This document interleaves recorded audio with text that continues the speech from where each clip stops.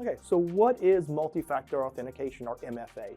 So MFA is a method for authenticating to a service or to an application in which more than one authentication method is used. So normally we have three types of categories: something you have, something you are, or something you know. So when you're using multi-factor authentication, it is an extra step that you take in order to protect those accounts. So where should multi-factor authentication be implemented?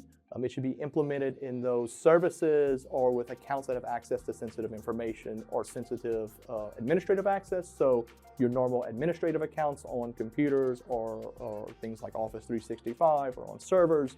It should be implemented with people who access sensitive information like HR or legal or regulatory information if you're working with HIPAA or medical or whatever. And it should be implemented with administrative accounts to help protect administrative controls and access to those systems. So why it should be used?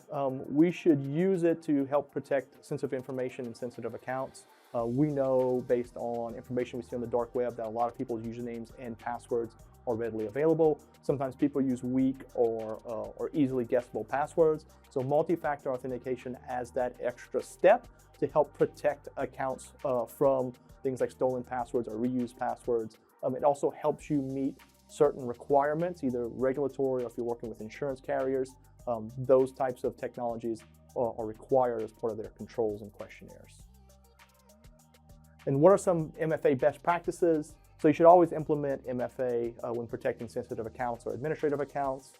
Use the strongest methods available to you, things like FIDO tokens or biometrics or certificates or even challenge authentication. You want to make sure that you don't use the weaker forms of multi-factor authentication because sometimes those accounts or those types of methods can be compromised by individuals or produce a weaker outcome in your security controls.